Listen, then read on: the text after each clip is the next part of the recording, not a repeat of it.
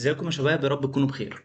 من الاخطاء الشائعه ان اي حد بيبدا يخش في مجال تحليل البيانات ان هو بيبدا يستارت ان هو يدرس برامج او حاجات تكنيكال زي الباور بي اي، الاكسل، البايثون وهكذا الى اخره. انت اول حاجه لازم تكون فاهمها الدومينز بتاعت الشركات او الدومينز عامه بتكون ايه هي. مثلا يعني ما تجيش تقول لي المستشفيات البيانات بتاعتها وطريقه تفكيرهم هي نفس طريقه تفكير الشركات اللي بتبيع حاجات تكنيكال زي اللابتوبس والشاشات والحاجات دي كلها. لا طبعا، دي ليهم طريقه تفكير وده ليهم طريقه تفكير تانية خالص. يعني دومين الميديكال حاجه، دومين السيلز حاجه، دومين الريسك حاجه وهكذا الى اخره. كل دومين ليه طريقه تفكير. طيب ليه بقول الكلام دوت؟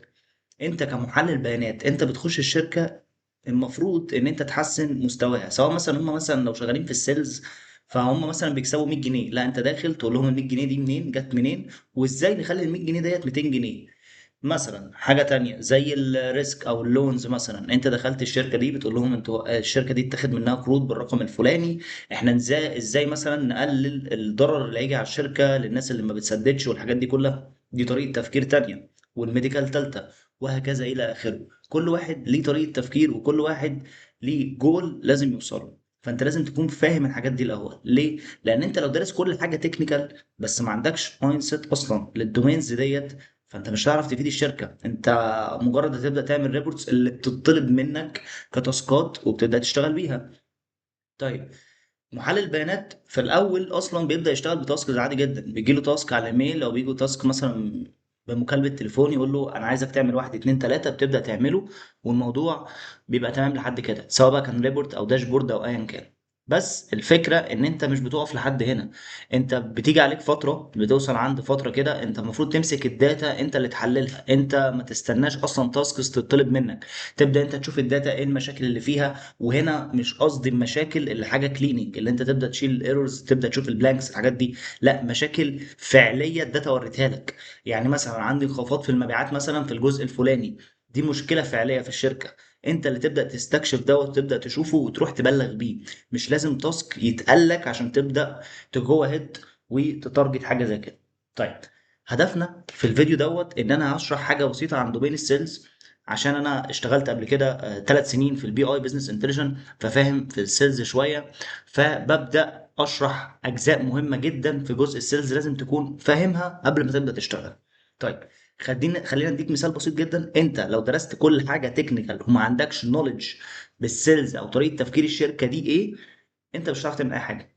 خلينا متفقين في حاجه زي كده. انت هتفتح البرنامج، انت عارف تعمل من هنا فيجوال، عارف تعمل من هنا بيفت تيبل، عارف تعمل من هنا مثلا بيفت تشارت، بس مش هتطلع بالريزلت. ليه؟ لان انت مش عارف طريقه التفكير ديت او طريقه التفكير بتاعت الشركه اللي انت فيها. طيب، النهارده هنتكلم عن الدومين بتاع السيلز وازاي السيلز اناليست بيشتغل. طيب، اول حاجه عندنا لازم نفهم دومين السيلز دوت ايه بالظبط. دومين السيلز دوت هي شركه، اديكم مثال بسيط جدا. هي شركه، الشركه ديت بتبيع منتجات. نفترض انها بتبيع مثلا اجهزه تليفونات زي مثلا الايفون والسامسونج والحاجات دي كلها. الشركه دي بتبدا تفهم من الناس المديرين وبتبدا تفهم من الناس الهيد او من الناس زمايلك في الشغل والكلام ده كله ايه التارجت بتاعها. نفترض ان انت فهمت التارجت بتاعهم ان هم يعلوا المبيعات. ايه المبيعات ديت؟ المبيعات اللي هي الحاجات اللي بتتباع، القطعة اللي بتتباع. أنا مثلا ببيع ب100,000، لا أنا عايز أوصل المبيعات بتاعتي ل150,000. أنت فهمت الجول بتاع البيزنس دوت ماشي إزاي. فالنهاردة هنبدأ نفهم نقط أساسية تبدأ تأنلايز بيها الداتا بتاعتك، تفهم الداتا بتاعتك وتبدأ تشتغل بيها. دومين السيلز معتمد على المبيعات اللي احنا بنبيعها. هم بيكونوا عاوزين يزودوا المبيعات. في شركات تانية يقول لك لا أنا عايز أوصل لليميت معين. يعني مثلا انا بحقق 100,000، لا انا عايز اوصل ل 150,000. طب لو انا جبت فكره او بدات احلل واديتهم مثلا ريكومنديشن ان هم يوصلوا المبيعات ديت ل 170,000، لا يرفضوا ده. يقول لك لا انا عايز اوصل لل 150 وبس، مش عايز اعلى عنها. فبعض الشركات ليها التفكير ده. كل ده طبعا تحت الامبريلا بتاعت السيلز. ده سريعا عنه عشان تبدا تفهم بس السيلز ماشيه ازاي. طيب تعالى ننتقل نقطه نقطه ونفهم ايه اهم حاجات في الدومين ده. طيب، عندي نقطتين مهمين جدا بنبدا بيهم في دومين السيلز. ايه هما؟ السيلز او الريفينيو والكوست. طيب، هديكوا افتراضيه بسيطه او مثال بسيط كده عشان تفهم ايه السيلز وايه الكوست دوت. انا ادهم. طيب ادهم دوت بيبيع مثلا تي شيرتس، بيبيع تيشيرتات، تمام. فالتيشيرت دوت على ادهم تكلفته، عشان هو بيصنعه بيعمله بقطن مثلا، وبيبدا يجيب حد يشتغل والكلام ده كله، تكلفته على ادهم 80 جنيه. ده كوست، ده الكوست 80 جنيه للتيشيرت الواحد. طيب ادهم راح يبيعه في السوق، فراح عرضه مثلا للمحل دوت، والمحل دوت هيشتريه منه ب 100 جنيه. فده سيلز، السيلز بتاعت مين؟ بتاعت ادهم. ادهم دلوقتي اتكلف على التيشيرت ده 80 جنيه، وادهم باع التيشيرت ده ب 100 جنيه. طيب التقرير اللي انت بتبدا تطلعه مثلا للمديرين، ولا الداشبورد او البرزنتيشن، انت بتعرض فيهم ايه؟ انت لازم تعرض فيهم الاثنين، بس خلي بالك، لو حضرتك شغال في دومين السيلز وطلب منك برزنتيشن للسيلز فقط، تمام، بمعنى ان انا عايز اعرف المبيعات بتاعتي، فانت ساعتها هنا هتبقى البرزنتيشن بتاعتك كلها ماشيه على السيلز، فمش هتدخل كوست في الموضوع. ليه؟ لان البرزنتيشن اتطلبت منك في تاسك كسيلز فقط، انا عايز اعرف مبيعاتي، انا دلوقتي مش عايز ابص على ايه، على الكوستس بتاعتي. طيب لو برزنتيشن اوفرول للشركه كلها، ساعتها بتبدا تضيف الاثنين وتوضح كل حاجه في النقطتين دول. ده بكل بساطه السيلز والريفينيو والكوست. السيلز هي الريفينيو، نفس النمط او نفس المسمى بس مسميات مختلفه، لازم تكون فاهم ان هما الاثنين واحد. طيب ننتقل لبوينت تانية. عندنا نقطتين مهمين جدا. النقطتين دول اللي هو النت بروفيت والبروفيت مارجن. ايه النت بروفيت والبروفيت مارجن دول؟ نرجع للمثال اللي لسه كنت قايله من شويه. انا دلوقتي التيشيرت دوت كلفني 80 جنيه، انا بعته ب 100 جنيه. طيب انا دخل لي صافي ربح بكام؟ اللي هو النت بروفيت.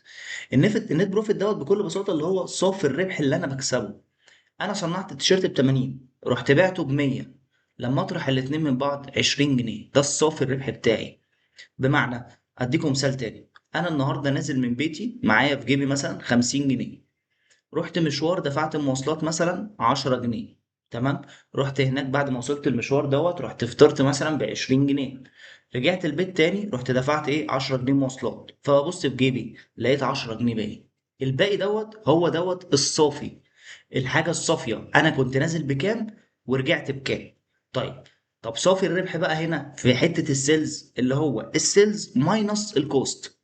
زي ما قلت لكم، أنا التيشيرت دوت عملته ب 80 جنيه، رحت بعته ب 100 جنيه، كلفني 80 وبعته ب 100، فبالتالي الطرح ما بينهم 20 جنيه اللي هو صافي الربح بتاعي، او انا استفدت بالتيشيرت دوت بكام؟ ب 20 جنيه. طيب البروفيت مارجن. البروفيت مارجن بكل بساطه هي نسبه البروفيت اللي انا لسه مطلعه دلوقتي ده من توتال السيلز بتاعتي. بتتعمل ازاي؟ بروفيت على سيلز في 100. طيب ادهم ما تورينا الكلام ده عملي، عشان برضو ده كل ده نظري بالنسبه لي، انا مش فاهم حاجه. طيب تعال نفتح الاكسل. نفترض ان انا جالي، او انا معايا المبيعات بتاعتي ديت توتال سيلز، والكوست بتاعتي توتال سيلز بحوالي 982 الف، والكوست اللي كلفتها حوالي 572 الف. حلو جدا. دلوقتي انا عايز اعمل بروفيت، عايز اعمل صافي ربح، تمام. كل اللي عليا البروفيت عشان ابدا احسبه اعمل ايكوال، تمام، واقول له السيلز، اختار السيلز ماينس الكوست بتاعتي. فبيقول لي دلوقتي انت صافي الربح بتاعك حوالي 409 الف. طيب انا دلوقتي طلعت صافي الربح اللي الشركه بتاعتي كسبته، اللي انا دلوقتي انا عملت اجوهد وابدا اعمل منتجات وابيعها والكلام ده كله، انا عملت المنتجات دي وكلفتني 572، ورحت بعتها ب 982، فدخل لي صافي ربح للشركه حوالي 409 الف. طيب انا عايز اعرف دلوقتي ال 409 الف الصافي اللي دخلوا لي دول نسبتهم كام من توتال السيلز بتاعتي، ده البروفيت مارجن. طب نعملها ازاي؟ بكل بساطه، انا هعمل هنا برسنتج، اقول له ايكوال البروفيت على التوتال سيلز، وادوس انتر، فيطلع لي الرقم دوت، ابدا اخليه برسنتج. حلو قوي، فقال لي البروفيت مارجن بتاعك 41%، ده رقم كبير جدا. طيب الارقام ديت انت قلت يا ادهم رقم كبير جدا ليه؟ لان في العادي عند الشركات البروفيت مارجن ممكن اقصاه يوصل 15 20%، تمام. في شركات تانية لا بتكسر الرقم ده بكتير جدا، بس شركات بتكون توب. طيب ف 41% اللي هو نسبة صافي الربح من التوتال سيلز للشركة، فده رقم كبير جدا. طيب تعالى اديك مثال تاني بالتواريخ. نفترض الداتا دي جات لي بس بالشهور. كل اللي عليا ان انا اقول له والله هنا مثلا البروفيت بتاعي، البروفيت هيكون ايه؟ هيكون توتال سيلز ماينس الكوست، فجاب لي البروفيت لكل شهر من الشهور اللي عندي. حلو جدا، مفيش مشكله. طيب ما تجيب البرسنتج، تعمل ايكوال البروفيت مارجن او البروفيت على ايه السيلز بتاعتي، وابدا اطلع كل شهر نسبتي او نسبه صافي الربح بتاعتي كام من توتال السيلز اللي انا عملته. فده بكل بساطه البروفيت مارجن. دي حاجات اساسيه لازم تكون فاهمها في دومين السيلز، هتتسال عليها. طيب هل في حاجه تاني؟ في بعض الشركات او اغلب الشركات عامه شغالين بحته نظام السيلز والتارجت. يعني ايه سيلز وتارجت؟ اديكوا كيس بسيطه كده تكونوا فاهمينها. طيب نفترض مثلا ان انا عندي سيلز ريب، مناديب مبيعات. اوكي تمام، مناديب المبيعات دي اكوادها مثلا واحد اتنين، مثلا اخليهم مثلا ايا كان الارقام بتاعتهم واحد اتنين لحد تمانية. تمام. والله دلوقتي احنا مثلا في شهر ستة، طب انا عايز اعمل تارجت شهر سبعة. يعني ايه تارجت؟ يعني بقول للمندوب رقم واحد ده مثلا، لو قلنا هنا تارجت وهنا سيلز، لو قلت للمندوب دوت اللي هو الاي دي بتاعه واحد، قلت له انا هحط لك تارجت شهر سبعة المفروض تحقق لي حوالي 100,000 جنيه. تمام، انا عايزك تحقق لي 100,000 جنيه. تمام. طيب شهر سبعة لسه ما بدأش والراجل ده لسه ما اشتغلش اصلا في مبيعات، ما باعش حاجه للشركه ولا باع مثلا تليفونات ولا شاشات ولا اي حاجه خالص. طيب نفترض ان شهر سبعة بدأ وشهر سبعة خلص، فاجي ابص على الراجل دوت اللي هو المندوب رقم واحد، اشوفه باع لي بكام. نفترض ان هو باع لي مثلا ب 78,000. تمام. الراجل ده باع لي ب 78,000 جنيه. طيب تارجته كان كام؟ 100,000 جنيه. ففي حاجه اسمها الاتشيفمنت اللي احنا بنبدا نحسبها. الاتشيفمنت دي ايه؟ اللي هي نسبه المبيعات الراجل ده حققها من توتال التارجت اللي عليه. طيب بتحسبها ازاي؟ اقول له ايكوال السيلز بتاعتي على التارجت بتاع الراجل ده. فيقول لك والله الراجل دوت الاتشيفمنت بتاعه او نسبه تحقيقه للتارجت 78%. طيب انا استفدت ايه من 78% دي؟ لما تخش في الدومين السيلز وتفهم اكتر في حته السيلز دي، هيقول لك والله ان لازم المندوب دوت يحقق رقم معين او نسبه معينه من التارجت عشان يبدا ياخد عموله. عمولة دي ايه؟ اللي هي فلوس زيادة فوق المرتب بتاعه. طيب لو ما حققش النسبة دي، ده خلاص. طيب هل التارجتات بتبقى في الشركات بالرقم ده 100,000 200,000 300,000؟ في بعض الشركات بتبدأ تعملها كده، وبعض الشركات التانية تقول لك لا، أنا ممكن مثلا أعملها على حسب الأفريج بتاع الموظف دوت أو الأفريج بتاع المندوب ده، فتلاقي التارجت بتاعه طالع مثلا 122,508 مثلا. فبتبقى طبعا ليها نسب مئويه وكل شهر يختلف عن التاني. يعني مثلا ممكن يقول لك انا هقبض عموله مثلا للناس ديت لو في مناسبه عندي لما يوصل للراجل دوت ل 85% من التارجت هبدا اديله عموله. طيب في الايام العاديه لما فيهاش مناسبات، لا لما يوصل 70 75% اديله عموله، وهكذا. فانت لازم تكون فاهم برضو النقطه دي عشان هتتسأل فيها، وعشان برضو لما تكون داخل الشركه تكون فاهم ايه حته التارجت وحته السيلز والنسبه المئويه والكلام ده كله. طيب نكمل. دي البوينت بتاعت التارجت اللي احنا اتكلمنا فيها دلوقتي. بيقول لك بكل بساطه اللي هو السيلز على التارجت واضربه في 100 عشان يطلع لك برسنتج اللي هو 85%، اللي هو نسبه تحقيقه للتارجت ده. بمثال بسيط 100,000 والراجل ده حقق 85,000، فبالتالي 85% هو نسبته او نسبه تحقيقه من التارجت بتاعه. طيب بعد كده، بعد ما نطلع النقط ديت، هل انا كده خلصت اروح اعمل الداشبورد؟ خلي بالك النقطة دي أو الأرقام دي اللي أنت مطلعها هي حاجات ماتريكس. يعني أرقام. فالأرقام دي يعني مثلا أنا عملت طلعت سيلز، طلعت تارجت، طلعت برسنتج مثلا لنسبة تحقيق التارجت، طلعت نت بروفيت، طلعت بروفيت مارجن، الكلام ده كله. بتبدأ تقسم الأرقام دي على كل نقطة عندك في الداتا. يعني مثلا تشوف لو انت عندك برودكتس بتبدا تشوف كل برودكت حقق لي كام سيلز، كل برودكت كلفني كام، كل برودكت دخلني كام نت بروفيت. تمام. الكلام ده كله يتقسم مثلا على المنتجات، كمان يتقسم على مناديب المبيعات السيلز ريب، يتقسم على السوبرفايزر، يتقسم على المديرين. الارقام دي لازم تبص لها من كل نقطة عندك في الداتا. طيب ليه؟ عشان ساعات بيطلب منك تاسكس ان انت تبدا تشوف كل سوبرفايزر مثلا عمل لي كام. ممكن من غير تاسكات تشوف مثلا اعلى سوبرفايزر حقق لي واقل سوبرفايزر حقق لي، تبدا تاخد اكشن عليهم او تبدا تعمل ريكومنديشن المفروض يتاخد اكشن للناس ديت. تبدا تشوف المنتجات الفعليه اللي بتكسبني، تبدا تشوف المنتجات الفعليه اللي بتكلفني كتير وما بتدخليش مكسب، وهكذا. تبدا تقسم الكلام ده كله. طيب عملت تقاريرك، تبدا تاخد الارقام ديت او الحاجات دي تعمل دي بيها داشبورد. طيب زي ما انتم شايفين دلوقتي يعني، الداشبورد مثلا جاست اكزامبل اللي معمول ده عامل لك هنا لاين تشارت. اللاين تشارت دوت بايه؟ عامل لك مثلا بالتواريخ، قال لك والله مثلا كل تاريخ او كل شهر عامل لي كام سيلز او كام بروفيت مارجن وهكذا. طيب فبتبدا تبص للداتا برضو بالمنظور ده. دي من الحاجات المهمه او اخر نقطه انت بتوصل لها في الداشبورد او في الحاجه التكنيكال اللي انت بتعملها. طيب من اهم الحاجات اللي انا كنت بتكلم فيها من اول السيشن ان التولز مش هي الاساس بتاعنا. الاساس بتاعنا طريقه تفكيرك، التولز بتساعدك. انا السيشن دي ما اتكلمتش على اي تول، بس الفكره زي ما انتم شايفين دخلت الاكسل لجاست هدف معين ان انا اشوف الرقم. هو بيساعدني، هو بيساعدني على العمليه الحسابيه ديت. يعني انا فتحت مثلا الاله الحاسبه وفي ارقام في دماغي هحسبها، بس الاكسل ساعدني في ده. طيب الاكسل بيساعدك في ريبورتات، الاكسل بيساعدك في داشبورد بيزك، باور بي اي داشبورد طبعا ادفانسد وهكذا.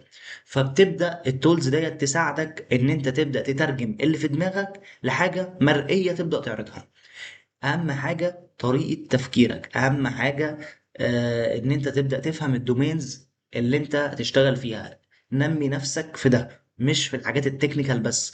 محلل البيانات للمره تقريبا المية بقولها، هو راجل 70% عقل 30% تكنيكال. انت لو ما فكرتش صح، ما دخلتش في الدومينز وفهمتها، مش هتعرف تطلع انسايتس تفيد الشركة بتاعتك.